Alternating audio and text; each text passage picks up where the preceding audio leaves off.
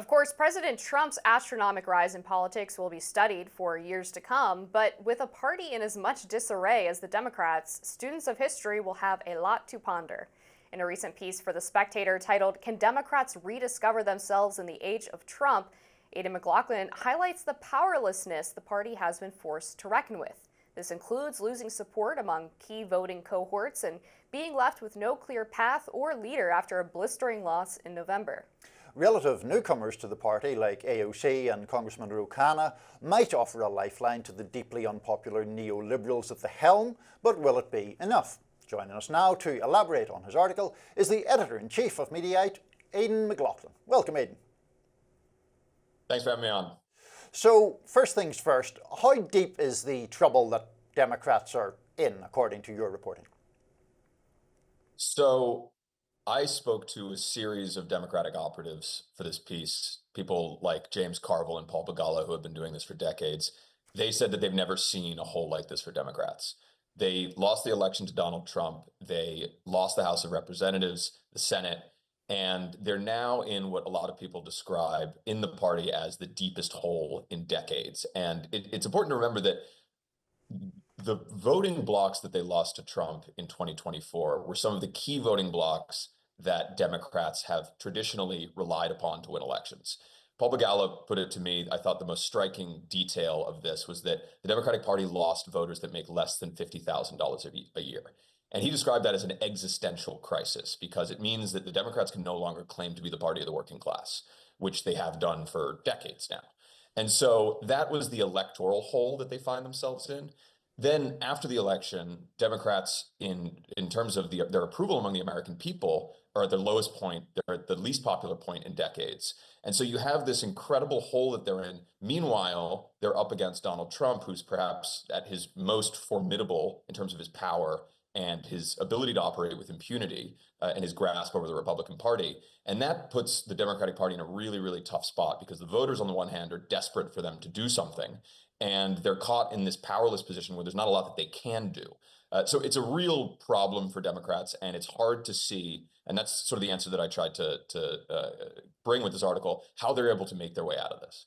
And I've been on the opposite side talking to Republican strategists about this issue to kind of get their outsider perspective. And one of the things that they point to is that the Democrats for a long time focused on targeting demographic groups, whereas Republicans are targeting class groups and even individuals with micro-targeting. Do you think that the fact that Democrats lost young voters, so we saw shifts in Black men and Latino voters, will they start to move away from this sort of demographic-based targeting model of the electorate? I think a lot of leaders in the Democratic Party would like them to. I mean, some of the key people that are seen as the Democratic leaders that could take the party out of the wilderness, as you noted, AOC, Ro Khanna, Bernie Sanders, although I think he'd probably prefer to pass the baton to a younger generation. They've been arguing that class is a much more important thing to focus on than these sort of racial demographic groups. And I do think that the Democrats in 2024 did try to move away from that message, but because of I'd say the hysterical days of 2020, when Democrats really, really embraced this sort of identity-based politics that was censorious and turned off a lot of Americans, it was very, very hard for the Kamala Harris campaign to rid itself of that perception that she cared more about racial identity and class politics than she did about making Americans' lives better. And that's ultimately what a lot of Americans, when you look at the exit polls after the last election, said about the party. And so there needs to be an enormous amount of work done to rethink what the Democratic Party stands for and what it means for Americans. And then they need to figure out how to message that. And that's what AOC and Bernie Sanders have been doing on this speaking tour around the country. Ro Khanna is doing a similar speaking tour around the country. And they're labeling these anti-oligarchy tours, which I think is pretty potent messaging for targeting the Trump administration, which is stocked with billionaires and obviously has Elon Musk, who's not an elected government official. He's a special government employee who's running around, working to gut the federal government. That is really the message that I think Democrats should rely on going forward. And it is one that they've been trying to make for the last couple of years against Trump, arguing that he's a billionaire who doesn't actually care about working class, middle class Americans. But it's an argument they clearly lost in the last election. And I think that it would be a problem for Democrats if they tried to rely upon the sort of passive argument that they lost the last election because of inflation, which it needs to be said, plenty of incumbents around the world got deposed because of post-COVID inflation. But there were also incumbents across the world that won re-election. And so I don't think that is a strong argument for Democrats. They need to actually figure out how they lost all these key demographics and figure out how they can win them back. And to that point, Aidan, looking at this in the biggest possible picture way, I think one of the things that has disoriented Democrats and liberals more broadly is this sense that there has been in some way a cultural shift against them or in a conservative fashion. And you note in your piece that I think you say Democrats, it is very clear, have no earthly idea how to win the culture back. And you cite Gavin Newsom doing those podcasts where he has had Steve Bannon and Charlie Kirk on with him, but hasn't exactly made him the Joe Rogan of the left. So is that something that is a real problem that Democrats continue to grapple with, in your view? Oh, that's a huge problem. I mean, I think this is a key part of it. For the first time in my lifetime, Democrats lost control of the culture. I think for years, Democrats were really at the center of the culture.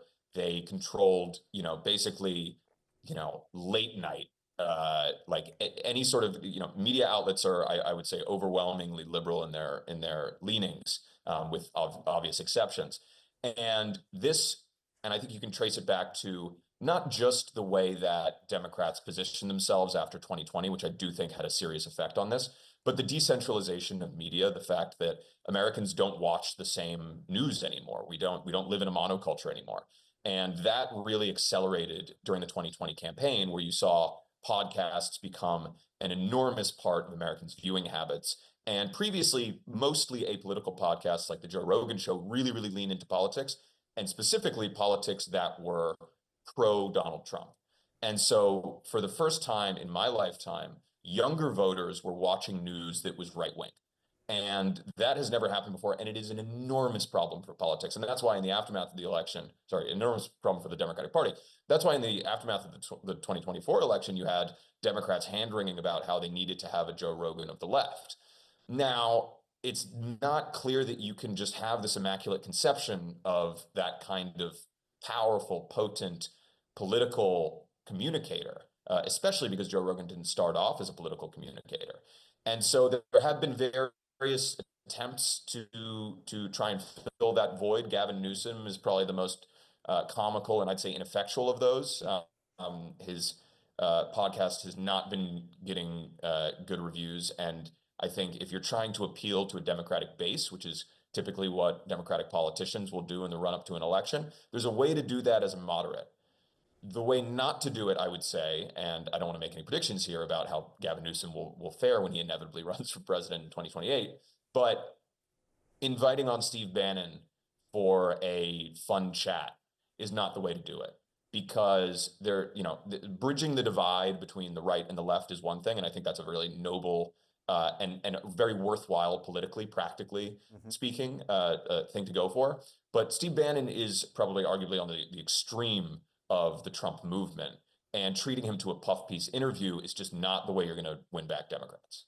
One thing that I found fascinating about the Democrats' post-mortem, so to speak, is that there doesn't seem to be a whole lot of agreement on this cultural question. I mean, you have James Carville saying the party needs to get away from woke, they need to stop talking about identity politics, stop the language policing.